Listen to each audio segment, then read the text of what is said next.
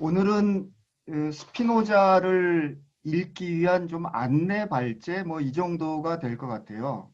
그래서 여러분들 스피노자를 읽으신 분도 계시겠지만은 안 읽으셨거나 이제 막 읽으시려고 하는 분을 중심으로 그 대상을 중심으로 말씀을 드리겠습니다. 스피노자의 주 저서가 뭐 이렇게 뭐 지성교정론, 데카르트 철학의 원리. 스피노자는 자기 이름으로 정식으로 출판한 책은 딱 이거 한 권이에요. 1663년 데카르트 철학의 원리. 그리고 나머지 저서들은 금서였거나 또는 이제 죽은 다음에 유고집으로 그 스피노자 친구들이 이제 발간한 거예요. 그만큼 이 스피노자는 당시에 이 이렇게 탄압을 받았어요. 탄압을. 스피노자의 생각이 당시의 그 권력을 아주 그 겨냥하는 이제 그런 것이었기 때문에 이제 탄압을 받았어요. 그래서 이제 스피노자 주 저서 중에 윤리학 있죠. 에티카. 이 에티카를 보통 먼저 읽으시게 되는데 에티카 이렇게 보시면은 무슨 말인지 모르죠. 그죠? 그 진짜 철학적 용어로 되어 있고 굉장히 추상적인 용어로 되어 있고 어렵기 때문에 한 페이지 읽기도 힘들어요. 그래서 이제 포기하는 경우가 이제 일찍 포기하는 경우가 많은데 그래서 이 스피노자는 원전을 먼저 읽는 거는 굉장히 힘들어요. 그것도 혼자서 읽기는 그거는 거의 불가능하다.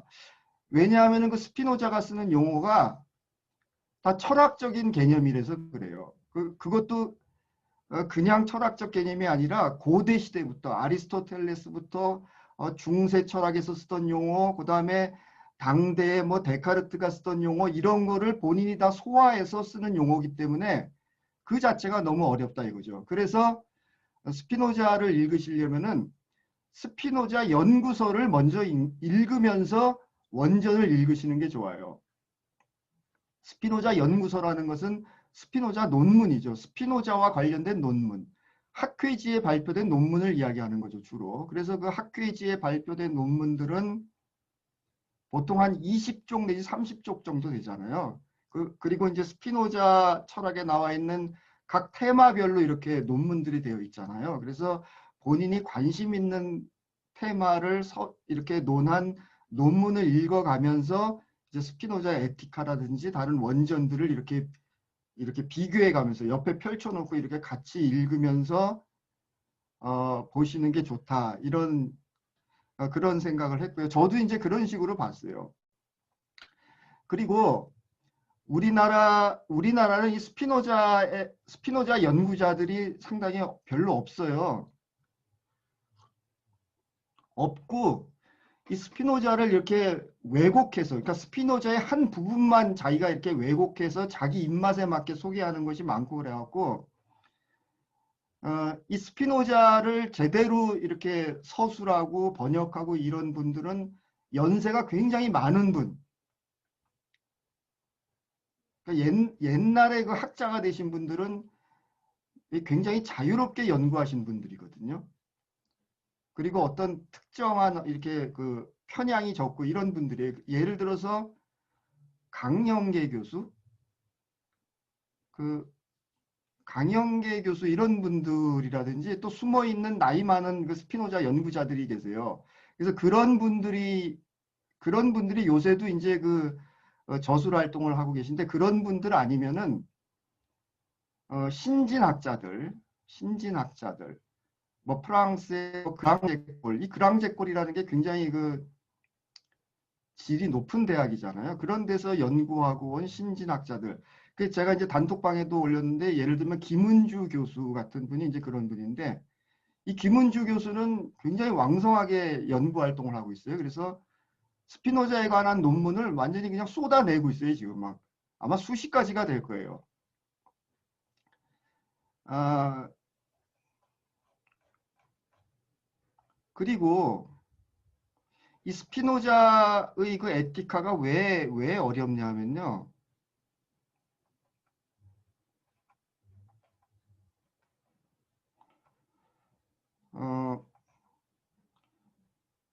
거기 이제 계속 뭐 정의가 나오죠. 정의. 개념이 나오잖아요. 개념이 나오는데 그 개념을 우리가 보통 그 개념의 정의가 우리가 보통 논문에서 나오는 그 정의는 조작적 정의잖아요. 조작적 정의. 왜 논문에서는 조작적 정의를 하냐면은 논문에서 다루는 변수의 상관관계를 밝히기 위해서, 인과관계가 아니라 상관관계를 밝히기 위해서 측정하기 위해서, 그 변수를 측정하기 위해서 만든 개념이 조작적 정의예요. 그러니까 조작적 정의 아니면은 개념적 정의죠. 예를 들어서 뭐 실체라는 말, 속성이라는 말, 양태라는 말이 나오는데 이거를 개념적으로 정의한다든지 조작적으로 정의한다든지 이런 글을 주로 우리가 접하는 거예요. 보통 책을 읽는다든지 논문을 읽을 때. 그런데 스피노자의 에티카나 주저서에 나오는 개념은 본질적 정의라고 그래요. 그 논리학에서. 본질적 정의. 근데 이 본질적 정의는 정의하기가 굉장히 어려워요. 삼각형이라는 것을 정의할 때도 개념적 정의가 있고 조작적 정의가 있어요. 우리가 논문 쓸 때 예를 들어서 복잡성 교육에 대해서 논문을 쓸 때 나는 복잡계를 이 논문에는 복잡계를 이러이러한 것이라고 본다. 개념적 정의를 하죠. 그 다음에 그 복잡계, 내 수업에 나오는 변수들을 측정하기 위해서 예를 들어서 나는 아이들의 몰입도를 뭐뭇이라고 정의한다. 이렇게 조작적으로 정의한 다음에 측정하고 논문을 쓰잖아요. 그런 게 아니라는 거예요. 스피노자 그 원서에 나오는 것은 본질적 정의예요. 그래서 이 본질적 정의는 굉장히 길게 해야 돼요. 왜냐하면은 그 정의가 아닌 것은 그러니까 그 정의를 통해서 그 대상을 완벽하게 설명해야 되기 때문에 굉장히 길어지든지 아니면은 추상적인 철학적 용어를 쓸 수밖에 없죠. 그래서 어려워요. 그래서 이제 그래서 이 에티카를 읽으시다가 포기하는 것은 우리만 그런 게 아니라 다 그래요. 다. 그래서 그런 이유 때문에. 그래서 그런 그 본질적 정의를 쓰기 때문에 아리스토텔레스부터 쓰던 철학의 개념, 중세시대 때 철학의 개념, 데카르트가 썼던 개념, 그 다음에 스피노자가 당대의 그 학자들, 예를 들면은 뭐 홉스라든지 등등 여러 가지 학자들의 책도 다 읽었거든요. 그래서 이제 그런 거를 다 이해를 해야 스피노자 철학을 완전히 이해할 수 있기 때문에 그래서 이제 어려운 거죠. 그리고 그래서 이제 그 공부하는 방법을 이제 연구서를 먼저 읽는 게 좋다. 이제 그런 거고요. 그리고 이 스피노자를 이해하려면은 스피노자의 그 생애와 삶을 이해를 해야 되죠.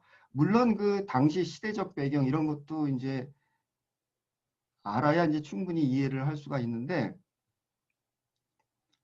스피노자는 천년에 한 번 나올까 말까 하는 천재였어요.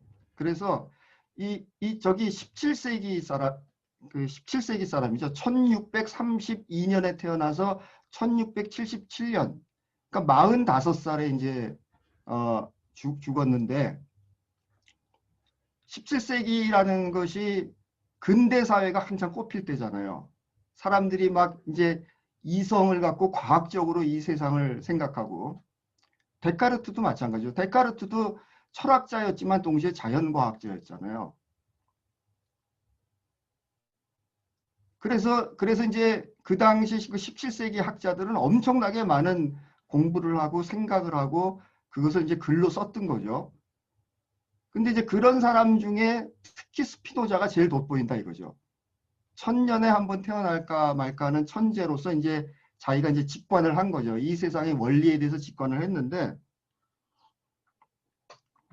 그리고 이제 그 당시에는 종교 전쟁이 굉장히 심했잖아요. 뭐 종교 전쟁이 뭐 국가 간의 전쟁도 되고 가톨릭, 기독교 간에 굉장히 그 피비린내 나는 싸움들이 많았었죠.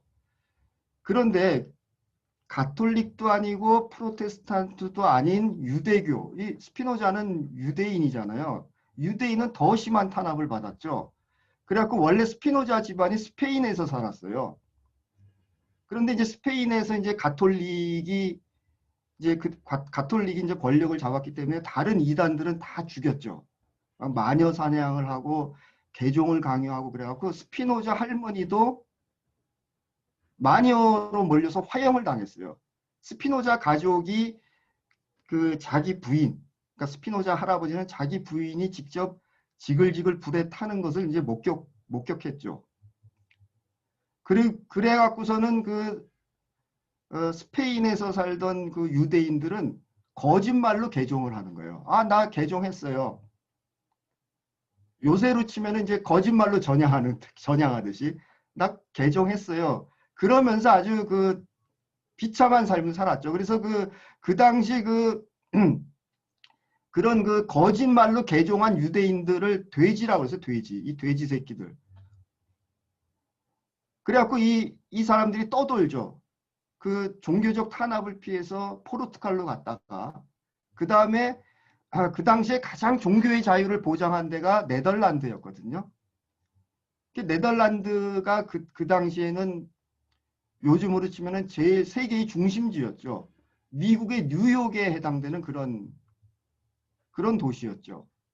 뉴욕도 아마 제일 처음에 이름이 무슨 암스테르담이었다고 그래요. 그래서 당시 네덜란드는 이제 그런 곳이었죠. 물론 이제 당시 17세기였기 때문에 완벽하게 사상의 자유가 보장된 건 아니지만은 유대인을 받아들였죠, 네덜란드는. 그래서 유대인들이 마음껏 거기서 살도록 공동체, 그 유대인 공동체를 뭐 시나고그라고 그래요. 그 시나고그 안에서 마음껏 자율적으로 살게 만들었죠.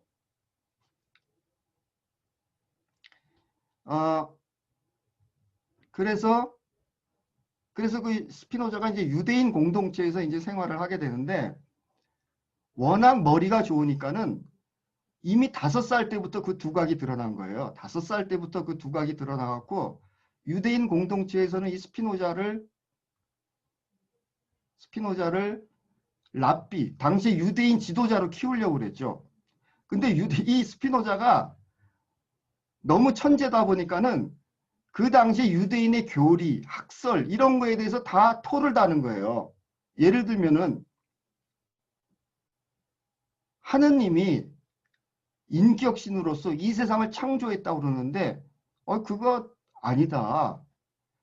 그리고 하느님이 무한하다고 그랬는데 하느님이 무한한 하느님이 우리가 살고 있는 세상을 창조했다는 것은 그 무한한 것 밖에 또 우리 세상이 있다라는 건데 그것은 하느님이 무한하다는 것과 모순되지 않느냐.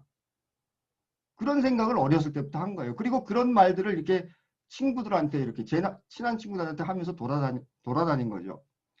근데 스피노자의 그런 생각이 나중에 에티카라든지 이런 데 다 이렇게 적용이 돼요. 그러니까 예를 들어서 그 인격신, 창조자로서의 하느님을 부정했다는 것은 초월성을 부정했다라는 거거든요. 초월이라는 게 영어로 트랜센덴트라고 그래요. 트랜센덴트라는 개념인데 이것은 중세 시대 철학에서 이게 이제 둔스 스코트라는 사람이 주장한 게 뭐가 있었냐면은 존재의 일의성이라는 개념이 있었어요. 존재의 일의성. 이 존재의 일의성하고 반대되는 개념이 존재의 다의성이거든요. 존재의 일의성, 유니버서티.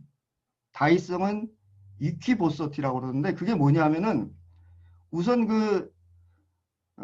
플라톤이라든지 데카르트, 그 다음에 중세 신학은 존재의 다의성이에요. 그러니까 신하고 우리 인간이 사는 이 세상은 존재적으로 다른 거예요.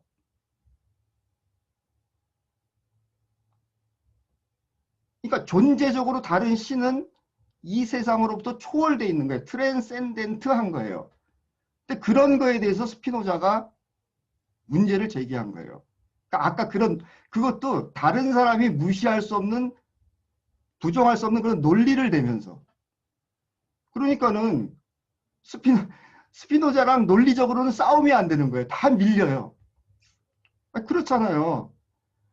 하느님은 무한하다고 그랬는데, 그 하느님이 이 세상을 창조했다고 그랬는데, 그러면 그 하느님이 무한한 거 아니지 않느냐? 맞잖아요. 그리고 제가 오늘 드리는 말씀들은 어떤 특정 종교를 이렇게 부정하는 게 아니에요. 우리가 학문적 입장에서 접근하는 거라고 생각해 주세요. 그 다음에 무에서 이 세상을 창조했다고 그러는데, 우리 한번 가만히 생각해 보세요. 이성적으로 한번 생각해 보세요. 아무것도 없는 상태에서 뭔가를 창조했다는 게 이게 말이 돼요? 그거는 마술이죠, 마술. 우리 마술이 이렇게 아무것도 없는 데서 막 뭐가 딱 만들어졌다고 그러잖아요. 근데 그건 속임수죠. 그래서 스피노자 에티카에도 그 부분이 나와요. 존재하는 것도 이유가 있지만은 존재하지 않는 것도 이유가 있다. 무에서 창조, 이런 거 다 엉터리다. 그리고 유대교의 하느님, 천주교 개신교도 마찬가지예요. 그 하느님은 그 교리를 한번 보세요. 그것은 인간한테 끊임없는 죄의식을 안겨주고 우리를 불행하게 만든다. 스피노자 철학의 핵심 개념이 행복이잖아요. 우리를 불행하게 만든다. 왜 그런가 한번 생각해 보세요. 인간은 기본적으로 원죄를 타고났다고 그래요. 그런데 천당에 가려면은 이 원죄가 없어져야 돼요. 원죄를 없애는 방법은 나를 믿어야 돼요. 하느님, 유일한 하느님을 믿어야 돼요. 그러면서 저도 모태신앙의 가톨릭이거든요. 그래서 죄의 사함을 받으려면 하느님을 믿어야 돼요. 이런 것이 끊임없이 인간을 불행하게 만들고 죄의식에 살게 만든다. 저도 이제 어려서 이제 초등학교 때 주일학교 다니면서 그, 매 주일마다 영성체를 모시잖아요. 영성체를 모시는데 내 영혼이 깨끗한 상태에서 모셔야 되기 때문에 고해성사를 봐야 돼요. 근데 그 십계명에 간음하지 말라 이런 게 있잖아요. 근데 음탕한 생각을 하는 것도 간음하는 거거든요. 근데 저는 음탕한 생각을 가끔 했어요. 초등학교 때. 그러니까 예를 들어서 당시 그 주일학교 선생님이 그 젊은 여성들이 많았었잖아요. 그 대학생도 있고 직장인도 있었는데 한 번은 제가 그 젊은 여선생님하고 같이 자는 꿈을 꿨어요. 그거 엄청난 죄악이라고 생각을 했고, 그러면 그걸 고해성사를 봐야 되잖아요. 근데 그걸 감히 신부님한테 얘기를 못 하겠는 거예요. 그래서 그냥 대충 어린 초등학생이 뭔 죄가 있겠어요. 근데 뭐 동생하고 싸웠어요. 뭐 부모님 말씀을 안 들었어요. 그리고 내가 꿈꾼 이야기는 감히 할 수가 없어갖고 그 고해성사할 때 마지막 부분에 이밖에 알아내지 못한 죄에 대하여서도 뭐 속죄하오니 사하여 주소서. 그래서 저는 그냥 그걸로 퉁쳐버렸어요. 퉁쳐버리고 와 이제 나는 됐다. 영성죄를 모시겠다. 이랬는데 하여튼 그런 게 저는 상당히 두렵고 고통스러웠거든요. 그래서 저는 성당에 가는 거 막 땡땡이 치고 그랬어요. 뭐 성당 간다 그래서 뭐 딴 데 가고 막 그랬었는데 그런 거를 굉장히 논리적으로 스피노자가 다 비판한 거예요. 그리고 나중에 그런 게 다 이제 철학에 반영이 된다 이거죠. 그래서 결국은 스피노자가 파문을 당해요. 당시 파문이라는 것은 스피노자가 24살에 파문을 당하는데요. 이 파문이라는 것은 그냥 추방되는 그런 개념이 아니에요.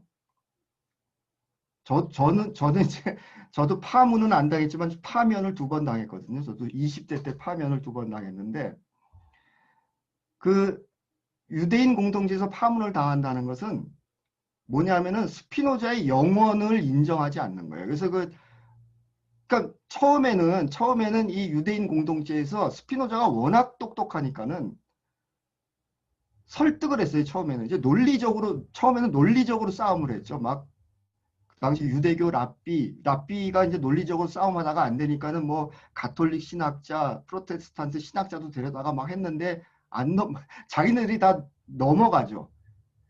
그러니까 왜 스피노자가 그렇게 그 논쟁에서 이겼냐면은 스피노자는 워낙 천재이기 때문에 그 당시에 각 나라의 언어를 다 알았어요. 거의 다 알았어요. 뭐 포르투갈어, 스페인어는 물론이거니와 뭐 라틴어는 나중에 공부했고 뭐 히라버, 히브리어, 그 다음에 당시 당시의 그 권력이 갖고 있는 상징적 재산은 다 어디서 나오는 거냐면은 구약성서에서 나오는 거잖아요. 그 구약성서가 그 히브리어로 쓰여진 것도 있지만은 원전이 뭐예요? 구약성서의 원전에 해당되는 것은 당시에 여러 가지 그 고대어로 쓰여진 거잖아요. 근데 스피노자는 뭐 아람어 같은 고대어까지 공부해 가면서 원전을 읽었어요. 그러니까는 그런 스피노자하고 싸움이 되겠어요? 예를 들면은 당시 그 유대교 공동체는 선민 사상이 있었잖아요. 유대인들은 특별히 선택된 민족이다.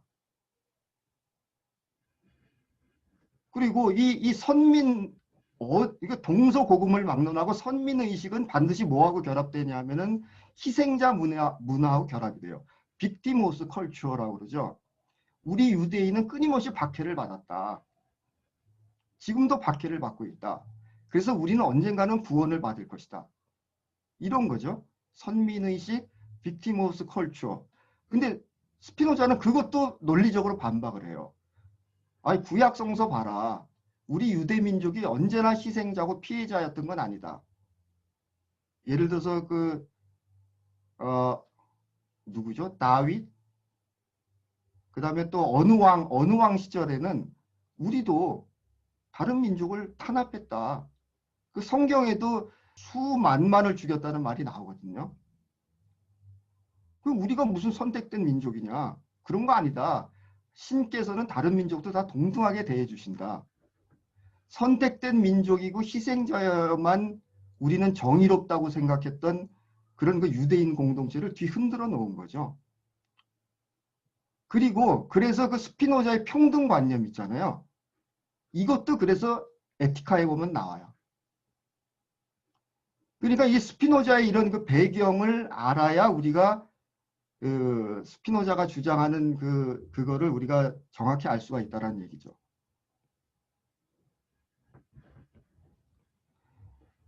그래서 이제 논리적으로는 도저히 대결이 안 되죠. 그 지력 갖고는 대결이 안 되니까는 유대인 공동체에서 그러면 너 죽을 때까지 연금 줄게. 그 계산이 그때 당시로 좀 이제 충분히 살 수 있는 그런 돈을 줄게. 그래도 스피노자는 거부해요. 그랬더니 결국 이제 파문을 시키는데 파문이라는 게 그 파문할 때 그 의식을 치러요. 의식을 치르는데 그 유대인 교회 있잖아요. 유대인 교회 그 파문하는 의식을 치를 때 그 파문 당하는 사람이 그 입구에 이렇게 배를 깔고 들어 누워야 돼요. 그러면은 그 의식에 참여하는 사람들이 스피노자를 다 밟고 지나가요. 밟고 지나가고 그 파문 의식에 참여한 사람들의 수만큼 검은색의 촛불을 그 돼지 피 위에 이렇게 띄운 상태에서 그 촛불을 하나하나 끄면서 그 파문 문서, 그걸 뭐라 그러는지 모르겠는데 하여튼 그 파문 문서를 낭독을 해요. 낭독을 하면서 그 불을 하나하나 끄는데 그 불을 하나하나 끈다는 의미가 뭐냐면은 스피노자의 영혼을 잘근잘근 하나씩 죽이는 거예요. 스피노자의 영혼을 완전히 죽이는 거래도요. 근데 그 파문할 때 그 읽은 그 내용이 예를 들면 이런 거예요. 스피노자는 낮에도 저주받을 것이고 밤에도 저주받을 것이고 누워 있을 때도 저주받을 것이고 일어서 있을 때도 저주받을 것이다. 뭐 등등 이제 그런 진짜 참을 수 없는 그런 그 모욕적인 그런 내용이죠. 그리고 그 누구도 스피노자하고는 4큐빗, 그게 한 1, 2m 정도 돼요. 1, 2m 이내로 접근해서는 안 될 것이고 스피노자랑 같이 살아서도 안 되고 스피노자랑 말을 섞어서도 안 되고 스피노자가 쓴 글을 읽어서도 안 되고 너는 영원히 저주받을 것이다. 그런데 여기서 중요한 게 뭐냐면요. 스피노자는 그것을 쿨하게 다 받아들여요. 그러면서 스피노자가 뭐라 그러냐면은 다른 사람이 나를 아무리 미워하고 증오해도 저주해도 나는 저들을 미워하거나 증오하지 않는다. 다만 저들을 이해하려고 노력할 뿐이다. 그런 말을 하거든요. 이게 이제 스피노자의 인간관이에요. 봐요. 데카르트는 인간은 굉장히 완벽한 존재예요. 왜 완벽해요? 이성을 갖고 있기 때문에. 하느님이 주신 이성을 갖고 있기 때문에 굉장히 완벽해요. 근데 그래서 데카르트는 그랬잖아요. 데카르트는 그 데카르트의 그 방법론이 계속 의심하는 거였잖아요. 변하고 막 이런 거 계속 의심했잖아요. 끊임없이 변하고 생겼다 없어지고 이런 거는 그거는 진리가 아니라고 봤잖아요. 그래서 그 끊임없이 변하고 없어지는 게 뭐예요? 인간의 감정, 정서 이런 거잖아요. 스피노자식으로 얘기하면 정동, 어펙투스라는 것인데 우리 인간의 신체라는 것은 이 자연의 일부분이기 때문에 우리식으로 이야기하면 이제 복잡되기 때문에 끊임없이 외부 환경과 관계를 맺는 그런 존재이거든요. 이 개념이 스피노자의 에티카에서도 나와요. 그런 존재이기 때문에 끊임없이 내부에서 뭔가가 꿈틀거리면서 튀어나와요.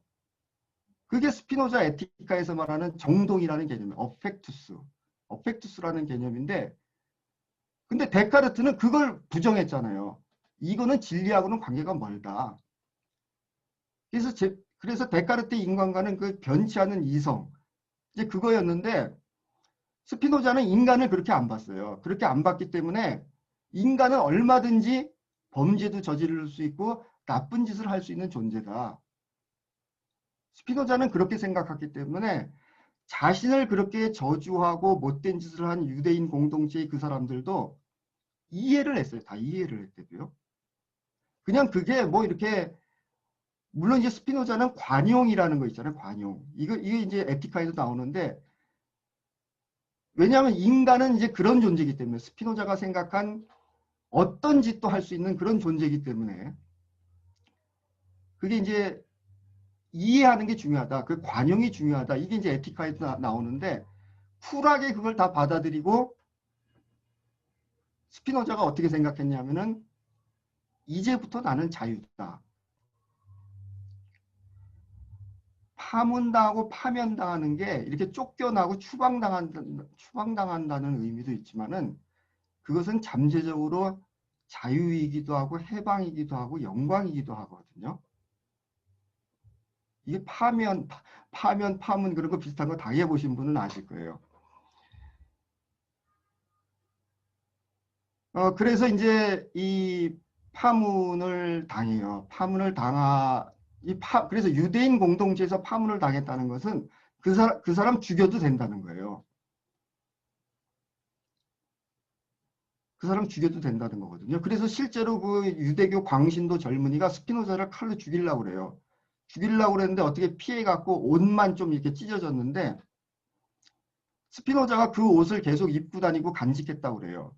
왜냐하면 자기가 계속 이렇게 정신 차리기 위해서 뭐 그랬다고 그러는데 그러면서 이제 쫓겨나갖고 파문을 당해서 이제 숨어 살면서 스피노자가 쓴 글은 읽어도 그거는 죄이기 때문에 발표도 못해요. 그래서 이제 스피노자가 만든 유일한 책이 자기 이름으로 발간한 유일한 책이 데카르트 철학의 원리예요. 이 원제가 굉장히 길어요. 보세요. 데카르트 철학의 원리, 괄호하고 암세트르담의 베네딕투스 데 스피노자에 의해 기하학적 방식으로 증명된 르네 데카르트 철학의 원리 1, 2부가 있고 그 다음에 이 책 속에 또 형이상학 반성, 일반 및 특수 형이상하게 떠오르는 난제들에 대한 짤막한 해명. 이게 원래 책 제목이에요. 그래서 이 책 이게 아마 우리나라에도 번역이 돼서 우리나라 그 스피노자 이 원서들이 번역돼 나온 것은 최근의 일이에요. 최근의 일. 그러니까 우리가 지금 스피노자 공부 시작해도 늦은 게 아니래도요. 우리나라 학문 수준이 그렇게 낮아요.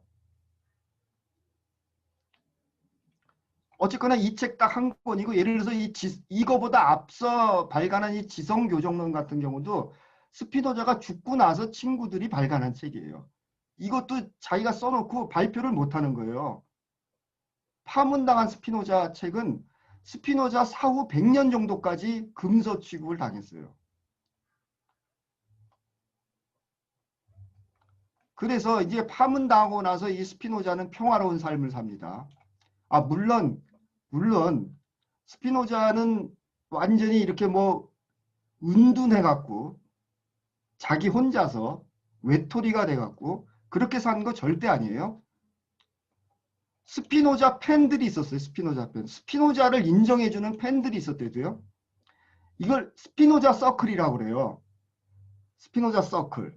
그리고 이 스피노자가 당대의 그 최고의 지식인들하고 끊임없이 교류를 하고 당대 최고의 정치인들하고 끊임없이 교류를 하면서 편지를 주고받아요. 그래서 이 스피노자 저서 중에 요새 많이 연구되고 있는 게 새롭게 많이 연구되고 있는 게 스피노자 서간집이에요. 여기 이제 들어가면은 이 스피노자 서간집이 이렇게 많아요. 이거 아마 최근에 우리도 이제 번역된 게 있어요. 최근에 이 번역된 게 있거든요. 그래서 이 스피노자 서클에서 저런 그 편지를 주고받은 사람들이 이런 사람들이에요. 이 스피노자 서클의 친구들을 보면은 의학 박사이면서 영국 왕립협회 창립에 관여한 올덴브루크. 지금으로 치면은 노벨상 수상자급 정도 되는 당시 최고의 지식인들이죠. 그 다음에 데카르트 철학의 원리 서문을 쓰고 스피노자 유고지 편집 책임인 의학 박사 메이어. 네덜란드의 거상이면서 네덜란드의 거상. 지금으로 치면은 저기 이재용급 정도 되는 사람이에요. 스피노자에게 이 사람은 스피노자한테 연금을 주겠다. 스피노자 이거 천재성을 아는 거예요. 그 연금을 주겠다. 그 다음에 자기 재산도 상속해 주겠다. 그런데요, 놀라운 것은 스피노자가 이걸 다 거절해요. 스피노자가 이제 그 파문을 당하고 나서 자기 생계를 자기는 남한테 의존을 안 하려고 했어요. 스피노자가 어마어마한 재산을 물려받았는데도 그거 다 자기 누이한테 다 줘버려요. 학문에 정진하기 위해서. 그러면 자기가 자립해서 생계를 유지해야 될 거 아니에요. 그래서 그 렌즈 깎는 기술, 당시 그 첨단의 그 렌즈 깎는 기술을 통해서 이제 그걸로 자기 생계를 유지하면서 이제 책을 쓰는데, 그럼에도 불구하고 이제 친구들이 이제 또 도움을 줘요. 근데 친구들이 예를 들어서 50만 원을 이렇게 주잖아요. 너 써라. 그러면은 자기 필요한 것만 사고 30만 원이 남으면 그거 다시 그 친구한테 돌려줘요. 그러니까 제가 스피노자 주의자가 되고 스피노자를 존경하게 된 것은 이런 그 스피노자의 철학도 제가 존경하지만 이런 삶 자체를 존경하는 거죠.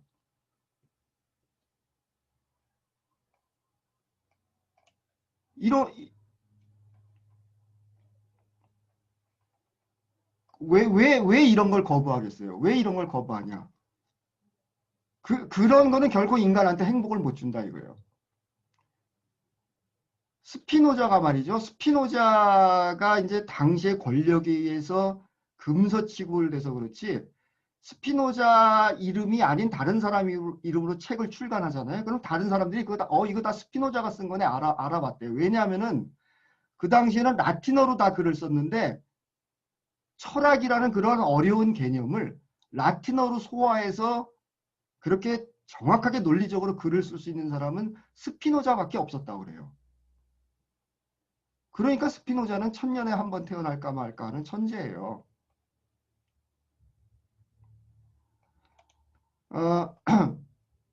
그리고 여러분들 루이 14세 아시죠? 그 유명한 그 프랑스가 이제 그 네덜란드를 이제 침공한 적이 있었어요. 그때 루이 14세도 스피노자의 그 천재성을 알아갖고 스피노자한테 너 책 서문에 그 헌정하잖아, 헌정.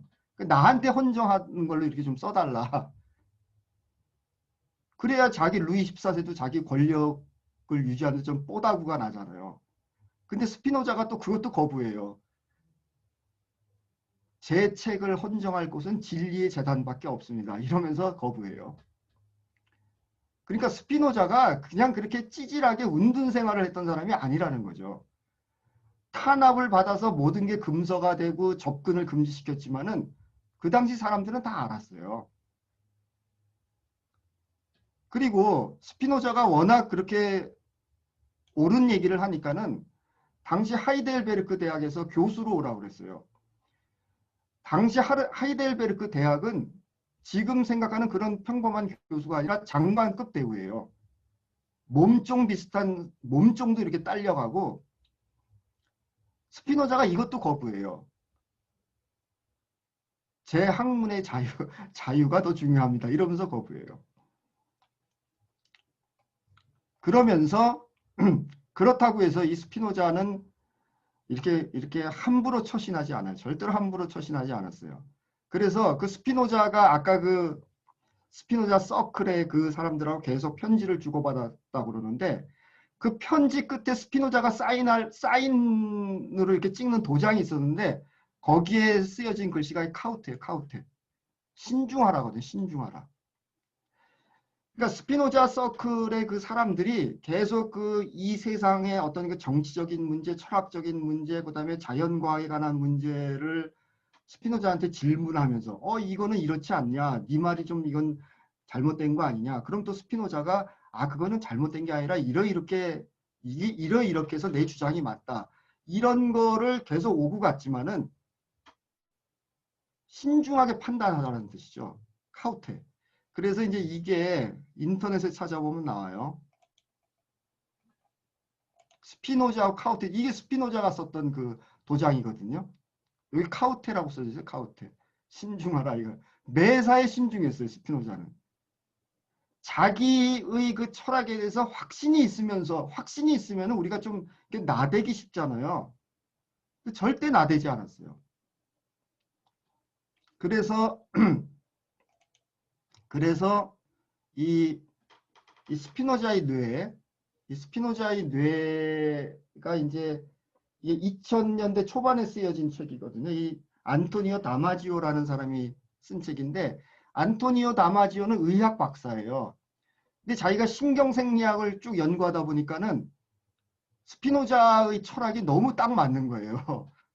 최신 과학으로 보더라도. 그래서 이 스피노자의 뇌를 썼는데 이 사람이 스피노자를 어떤 사람이라고 묘사했냐면은 용감한 동시에 조심스럽고 타협하지 않으면서 융통성이 있고 거만하면서도 겸손하고 초연하면서 온화하고 찬탄을 자아내면서도 눈에 거슬려요.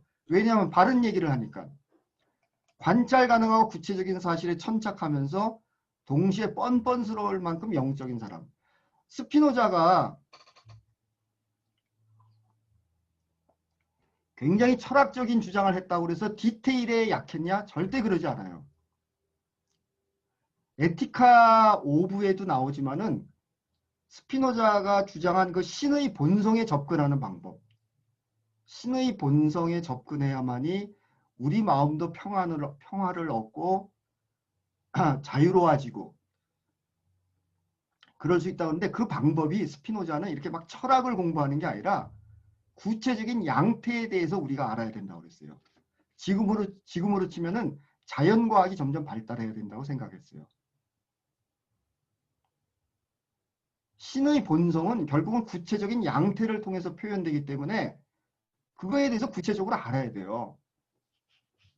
그러니까 우리가 교육을 하고 수업을 잘 하려면은 물론 철학이 있어야 되겠지만은 그 수업에서 나타나는 아이들의 그 관념, 정서의 구체적인 양태, 그 다음에 수업 시간에 쓰는 테크놀로지의 구체적인 양태, 이런 거에 우리가 익숙해지고 그것을 잘 다룰 줄 알아야 되는 거예요. 스피노자식대로 해석을 하면은.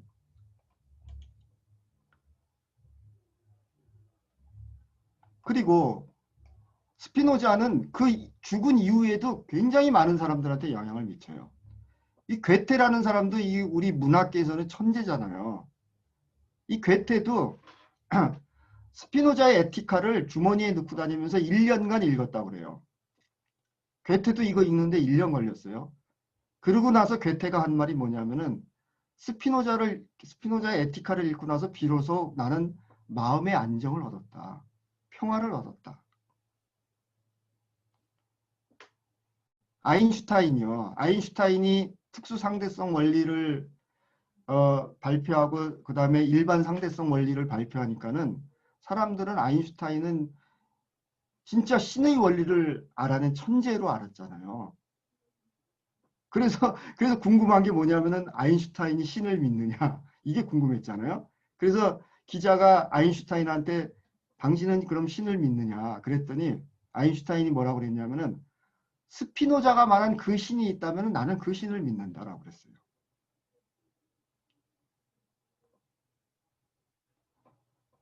그리고 이 스피노자의 삶 중에 그 스피노자가 살았던 그 네덜란드, 그 당시에는 모든 나라가 다 그랬잖아요.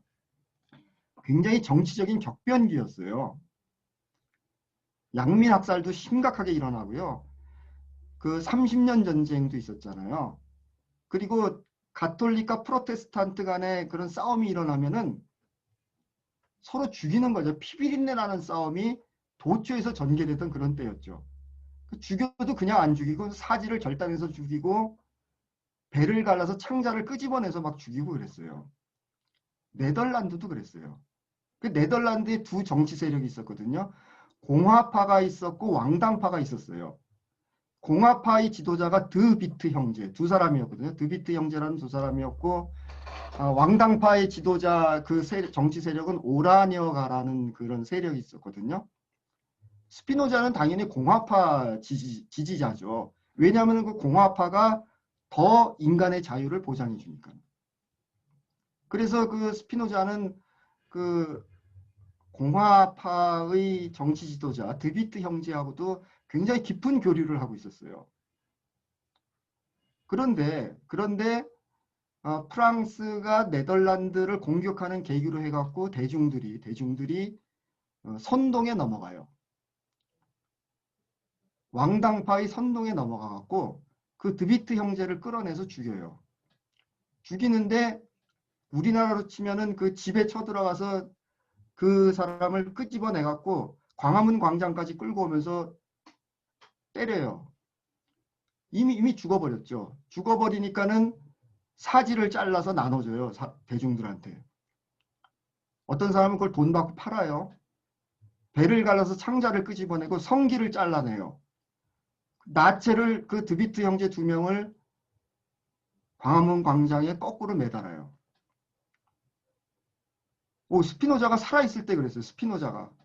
그래서 스피노자가 대자보를 써요. 대자보. 극단적 야만이라는 대자보를 써갖고 그거를 그 드비트 형제 시체 위에 전시를 하려고 대자보를 써서 갖고 나가려는데 친구들이 말렸죠. 야, 너 그거 갖고 나가면 너도 죽는다. 그래서 결국 나가지 못했거든요. 이제 그러한 그 시대적 배경을 바탕으로 해서 스피노자가 신학 정치론을 써요. 신학 정치론을 쓰고 그 다음에 정치론을 써요.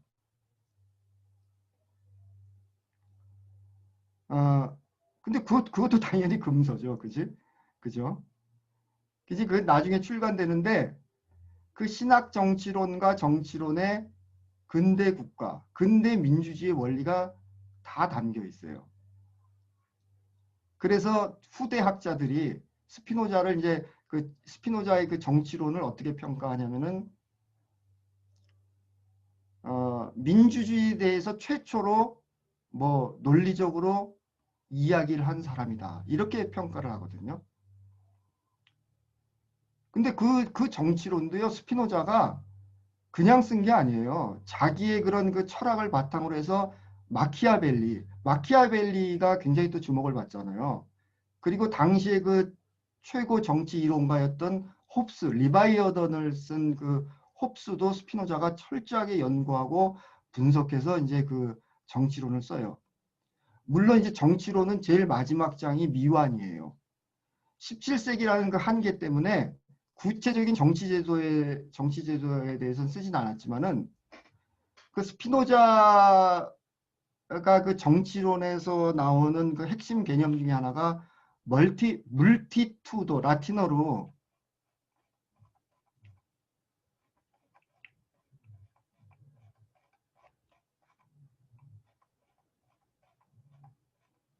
물티투도 다중이라고 그러죠. 우리가 보통 다중이라는 개념이 있어요.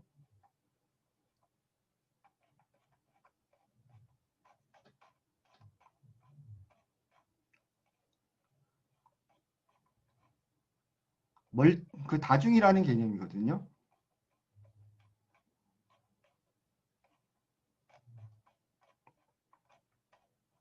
아, 여기 있네요. 물티투도, 라틴어로 이제 물티투도라고 하고 영어로 이제 다중이라고 그러죠. 아, 우리나라도 그 시위 때 저는 이제 그거를 봤어요. 다른 분들은 많은 분들은 그냥 흘려보냈을 텐데 우리나라도 시위 때 이 다중이 처음 나온 게 그 광우병 시위 때였어요. 광우병 일단 그 광우병 그걸 시위라고 그럽시다. 그것도 광우병 시위 때 We are all multitude라고 해서 We are all multitude. 우리는 다 다중이다. 근데 그때 그 다중이라는 개념은 네그리하고 하트가 왜곡시킨 그 다중 개념이에요. 네그리하고 하트가 누구냐? 네그리가 누구냐면은 그 1960년대, 70년대 그때 이탈리아에서 오페라이스모 운동. 이탈리아로 오페라이스모 하는 게 노동이라는 뜻이거든요. 노동운동을 주도했던 사람이에요. 네그리가. 그러니까 공산주의자예요. 쉽게 이야기하면. 공산주의자고 마르크스주의자거든요. 근데 이 사람은 스피노자를 저 다중 개념을 엄청 왜곡했어요. 마르크스주의적으로 왜곡했어요. 그래갖고 이 스피노자의 이 다중 개념을 혁명의 주체로서 전유한 거죠. 그래서 우리나라에서뿐만 아니라 그 세계적으로 그 반세계화 시위 많이 하죠. 그 좌파 진영에서. 그때 꼭 등장하는 구호가 우리는 다중이다. 그때 그 다중은 네그리가 왜곡시킨 스피노자의 다중 개념이에요. 근데 이 스피노자가 말한 이 다중 개념을 이해하려면은 스피노자의 철학을 또 이해해야 돼요. 그래서 이제 다시 또 갈게요, 앞으로. 스피노자를 읽으실 때 스피노자를 제대로 읽은 사람도 있지만은 왜곡시키는 사람들도 굉장히 많아요. 특히 이 스피노자의 그 심신평행론 있잖아요. 이 심신평행론을 이해하면은 거의 스피노자를 이해하는 게 됐는데 이 스피노자의 심신평행론이 이게 워낙 어려운 개념이기 때문에 이 관념론적으로 이렇게 해석하는 사람도 있죠. 이게 왜곡이죠, 일종의. 그리고 굉장히 또 유물론적으로 왜곡하는 사람도 있어요. 그리고 원래 그 라틴어로 쓰여진 그 스피노자 원전을 영어로 번역할 때 영어도 이렇게 보면은 여러 가지로 막 번역해요. 똑같은 단어인데도 여러 가지로 번역하고 거기다가 또 우리말 번역은 또 여러 가지로 번역하죠. 예를 들어서 이제 그 스피노자 개념 중에 이제 뭐가 있을까요? 어펙투스, 정동이라는 개념도 어떤 책은 뭐 감정이라고 번역하고 어떤 책은 정서라고 번역하고 막 그러거든요. 그러면은 이 개념이 헷갈려 갖고 이해를 결국 못하게 돼요. 그래서 스피노자를 읽을 때는 여기 보면은 이제 그 라틴어 사이트, 영어 사이트랑 물론 이제 읽을 때 다 그거를 대조하지 마시고요. 중요한 개념은 비교를 해야 돼요.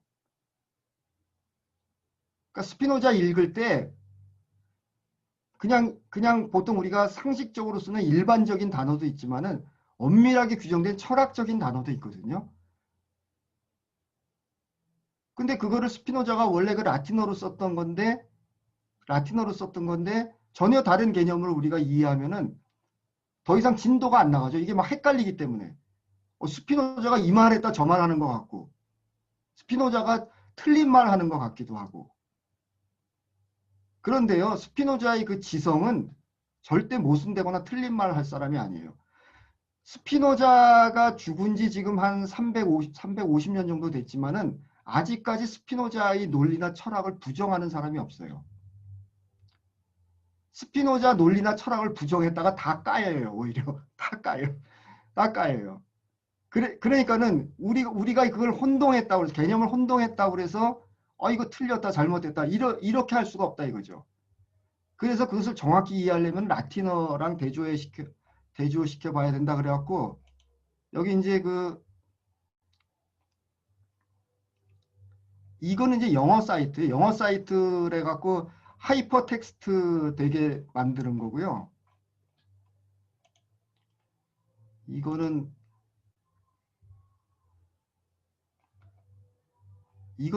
영어 사이트예요. 영어 사이트고,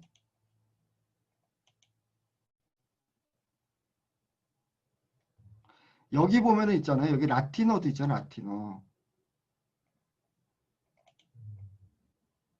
이 라틴어가 있어요. 이 라틴어 사이트를 또 이제 참고하시면 돼요. 그래서 그리고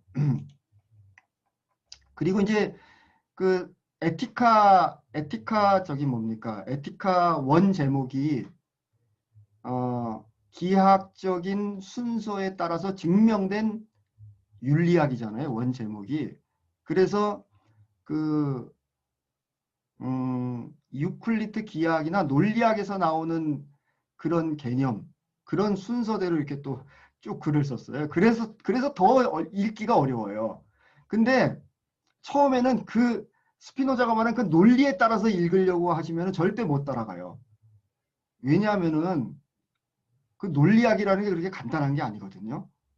예를 들어서 우리가 스피노자의 평행론을 이해할 때 그 논리학에서 말하는 투명한 인과관계, 불투명한 인과관계, 이 개념을 모르면은 에티카 아무리 읽어도 그거 이해 못해요. 그래서 그 스피노자가 에티카에서 전개하는 그 논리라는 게 그 논리학의 그런 그 구체적인 개념을 이해해야만이 완전히 이해할 수 있는 거기 때문에 그 논리대로 쭉 따라가서 읽으려고 하지 마세요. 절대 이해를 못해요. 처음에는. 그렇기 때문에 연구서부터 읽으라는 말씀이고요. 그래서 이제 스피노자가 이제 거기 보면은 이게 뭐 정의가 어떻고 해명이 어떻고 공리가 어떻고 그러는데 그 뜻을 제가 여기다 좀 정리해 놨어요. 그리고 이 스피노자 연구소에 보면 이렇게 약어들이 이런 건데요. 그 엄밀한 기하학적 순서에 따라서 서술된 거는 이제 다 이런 개념으로 서술한 거고요. 그 다음에 이 스피노자 에티카에 보면은 주석이 있고 서문이 있고 부록이라는 게 있어요. 이게 양이 좀 꽤 돼요, 이게. 근데 이거는 기하학적 순서에 따라서 쓴 게 아니에요. 그래서 에세이 쓰듯이 쓴 것이 있어요. 그래서 이 에티카가 이런 두 부분이 있다라는 거. 이거를 알고 읽으시면 더 좋죠. 이쪽 부분은 그 기하학하고는 관계없는 거예요. 물론 이 안에도 이제 이런 내용들이 다 인용돼 있긴 해요. 그 다음에 이 우리 복잡계가 그렇다. 이 복잡계라는 게 네스티드 스트럭처잖아요. 인간과 자연. 그러니까 우리가 이제 복잡성 교육이라는 것은 어떤 이분법도 거부하죠. 어떤 초월적 존재도 부정해요. 모든 게 다 하나가 맞물려 돌아가는 게 복잡계잖아요. 다만 그 복잡계는 네스티드 스트럭처죠. 그 속에 물질적인 물질도 있고, 그죠? 우리 세포 수준 밑으로 내려가면 그 전기 화학적 반응은 물질적 수준이잖아요. 생명 현상은 비로소 세포 수준이 돼야 나타나죠. 그리고 우리의 어떤 그 정서는 어떻게 돼요? 이게 이제 스피노자의 뇌에 나오는 그림이거든요. 우리 제일 밑에는 뭐 면역작용, 그 다음에 단순한 작용에 대한 반사작용, 그 다음에 물질대사 이런 건 물질적 수준이잖아요. 근데 그 위에 층에서는 어떤 그 페인, 통증을 느끼고 즐거움을 느낀다. 그러니까 충동과 동기를 알게 되고 그 다음에 감정이 있고 이 위에 층에서는 느낌이 일어나고 관념이 생기고 관념에 대한 관념이 생기고 이런 게 생겨나게 되죠. 언어가 생기고 뭐 의식이 생기고 자아가 생기고 고등정신 기능이 또 위에 생겨나죠. 이 비고치키가 이거 주로 이거 많이 얘기했다고 그래서 비고치키가 또 이제 뭐 왜곡되고 그러는데 아니에요. 비고치키는 스피노자주의자예요. 이거 다 생각한 거예요. 그래서 어쨌거나 이런 그 네스티드 스트럭처이기 때문에 이 스피노자는 이걸 알았어요. 참 신기하게도. 응? 그 당시에는 시대적 한계이기 때문에 스피노자가 복잡계라는 말은 안 했지만은 복합체라는 개념이 있었어요. 네스티드 스트럭, 이 복잡계라는 개념이 있었대도요.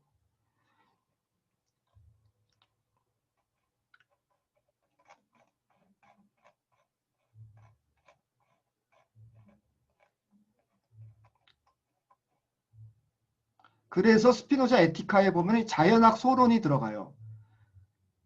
그러니까는 스피노자가 필연 이런 말 많이 쓰죠. 스피노자는 우연은 없다라고 봤어요.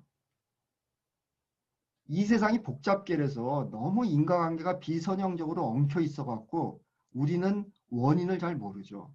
그래서 우리는 신비적인 사고를 하고 미신을 생각하고 우연을 생각하고 그냥 상상, 그냥 부정적 의미의 상상을 해서 지멋대로 생각하고 불안에 사로잡히고 공포에 사로잡히고 그러는데 그렇지 않다. 이 세상은 필연적인 인과관계로 계속 어떤 그 신의 필연성을 드러낸다. 이렇게 봤거든요. 그러니까 당연히 스피노자가 이 자연과학적인 그 역학의 개념, 예를 들어서 그 역학은 그 뉴턴에 와서 완성되잖아요. 근데 데카르트도 그런 역학을 연구했거든요. 스피노자도 역학을 연구했어요. 그게 이제 자연학이죠. 그래서 에티카 2부 정리, 아, 2부 정리, 어디서부터 어디까지? 에티카 정리 12 다음부터. 에티카 정리 12 다음부터 이 자연학 소론이 들어가요. 그러니까 에티카가 자연학 소론이 들어가는데 여기서부터 정리 14 전까지 에티카 2부에 거기 자연학 소론이 되는데 여기 어떤 개념이 나오냐면 단순체라는 개념이 나오고요. 합성된 물체라는 개념이 나와요. 근데 이게 복잡계를 말하는 거예요. 그리고 인간의 신체에 관한 그 공준이라고 하죠. 공준이 나와요. 인간 신체에 대한 공준 6개가 나와요. 6개. 여기 이제 공준 6을 보면은 예를 들면은 인간의 육체는 외부의 물체를 매우 많은 방법으로 움직이게 하며 또한 이것에 매우 많은 방법으로 영향을 미치게 할 수 있다. 이게 말이죠. 여기를 보면은 저는 참 처음에 이걸 접했을 때 저는 이제 막 전율을 느끼고 그랬어요. 우리 그 복잡성 교육에서 말하는 간객관적 인식론 있잖아요. 이것을 굉장히 정확하게 스피노자는 간파를 한 거예요. 그래서 스피노자는 또 뭐라고 그랬냐면은 인간의 관념은 인간의 만들어내는 모든 관념은 인간의 신체에 대한 관념이라고 그랬어요. 그게 무슨 말이에요? 그게 간객관적 인식론이잖아요. 우리가 예를 들어서 어떤 나무를 봤을 때 그 나무에서 부딪힌 전자기파 중에서 가시광선이 우리 몸의 그 시세포와 관련된 시신경계에 섭동작용을 일으키잖아요. 그럼 우리 신체에 어떤 흔적을 남기잖아요. 스피노자 에티카에도 보면 그 흔적이라는 개념이 나와요.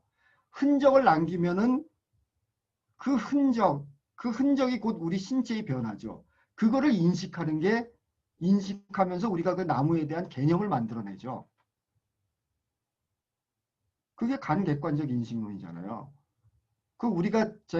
우리 그 원래 세미나 시간에 제일 첫 시간에 이제 제가 이제 제가 이 말씀을 거의 다 드렸어요.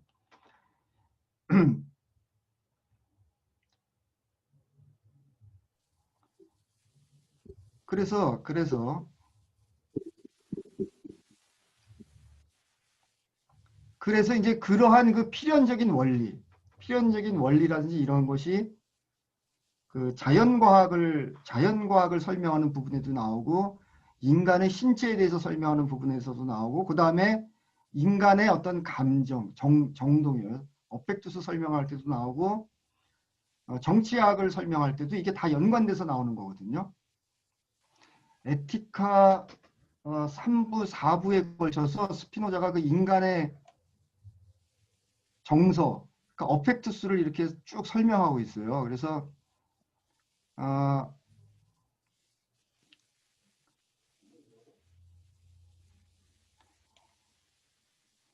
그 스피노자가 이 개체, 그러니까 복합적인 개체들의 관계, 인간과 인간의 관계도 해당되고 인간과 사물의 관계도 해당되는데, 이제 기쁜 만남, 슬픈 만남 이런 걸 이야기해요.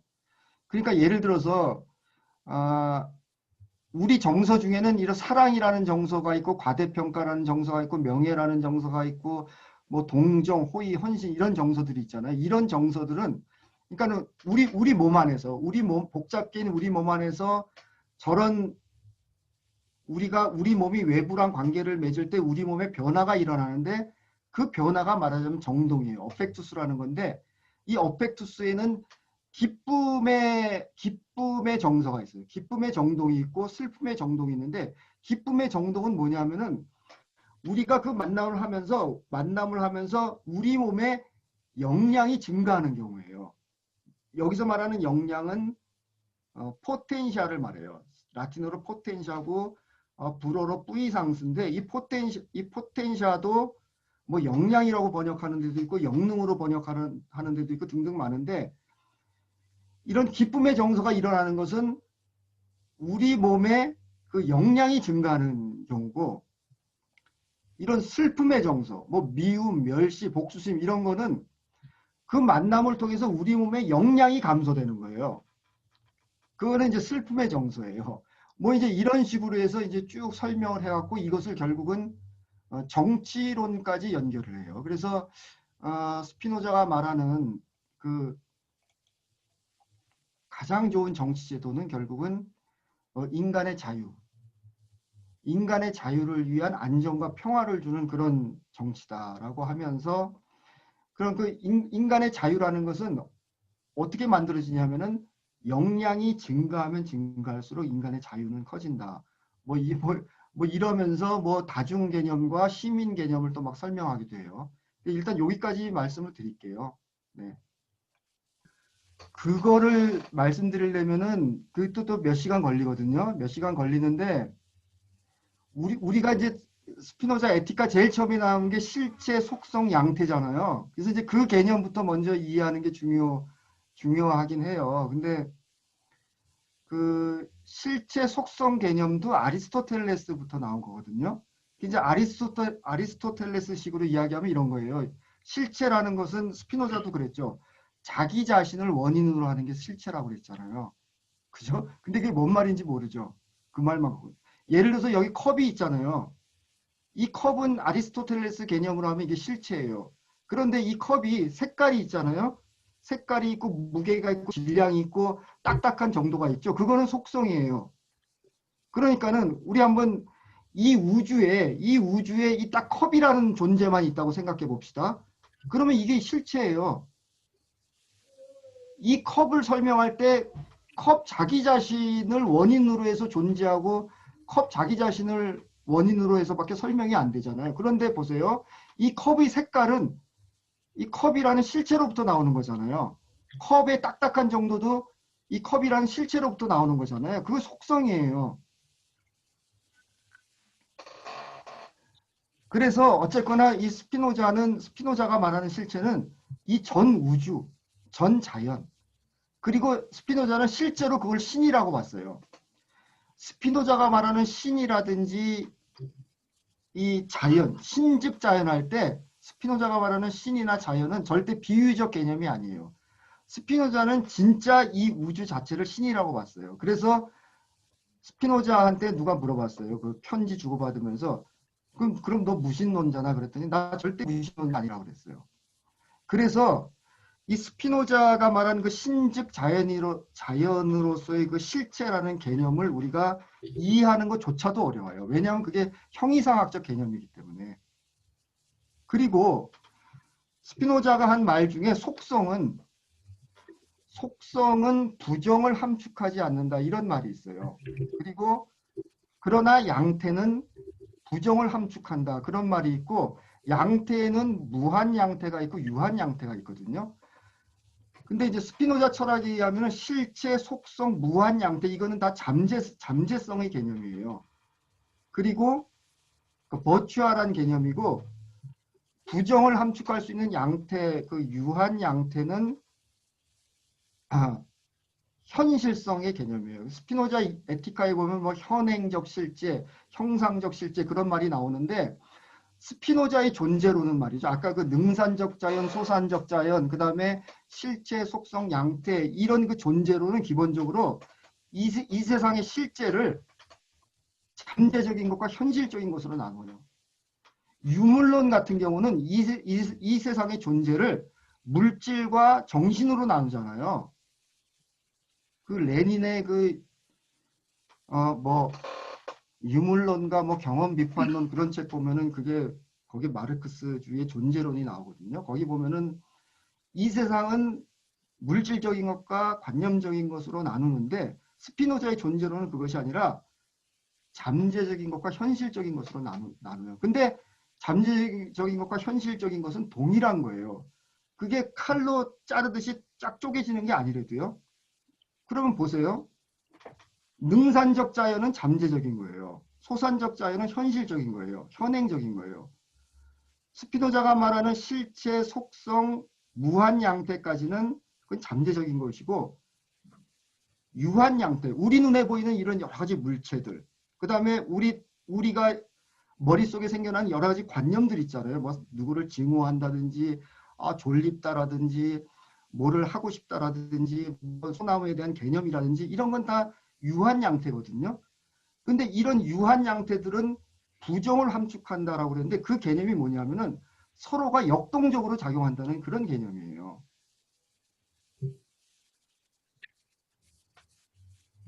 그래갖고 아까 그 다중도 말씀드렸는데 스피노자가 말하는 다중이라는 개념은 잠재성 차원의 개념이에요. 그러니까 이 다중은 현실화될 때 시민으로 현실화될 수도 있어요. 법과 제도에 의해서 권리와 책임을 부여받는 게 시민이잖아요. 근데 다중이나 시민은 결국은 같은 거죠. 다중은 잠재적인 것이고 시민은 현실적인 거예요. 이 다중은요. 폭도로 변할 수도 있어요. 그렇잖아요. 다중은. 그래서 우리가 이 스피노자의 존재를 이해할 때는 그렇게 잠재적인 것과 현실적인 것. 복잡계도 마찬가지예요. 복잡계는 잠재적으로 그 복잡계를 구성하는 변수들이 무지 많잖아요. 무한 가지. 우리가 수업을 하나 할 때도 그 수업 속에 들어와 있는 변수는 무한 가지죠. 각 아이들의 과거의 경험들 이런 거 경험으로 만들어진 개념 다 무한 가지죠. 그게 잠재되어 있는 거예요. 버추얼한 거예요. 그러다가 우리가 수업을 통해서 어떤 개념을 만들어내잖아요. 현실화되는 거예요. 복잡계죠. 스피노자 철학은 복잡계를 직관한 거예요. 제가 보기에는. 근데 이 스피노자를 복잡계적 관점에서 해설한 논문이 겨우 이제 나오기 시작해요. 그게 우리가 할 일이에요. 앞으로. 능산적 자연, 소산적 자연도 능산적 자연은 그게 잠재성의 개념이고 버추얼. 그래갖고 이 잠재성에 있는 것이 끊임없이 현실화돼요. 액츄얼라이제이션 되고 잠재성에서 현실화되기도 하고 현실화됐던 게 다시 버추얼한 상태로 들어가죠. 수업 시간에 애들이 새로운 개념을 만들어내면 그것은 다시 수업의 그 잠재적인 재료가 되는 거죠. 그죠? 그 역동성을 구체적으로 다루는 스킬을 우리 교사가 갖고 있어야 되는 거죠. 복잡게 수업을 하려면.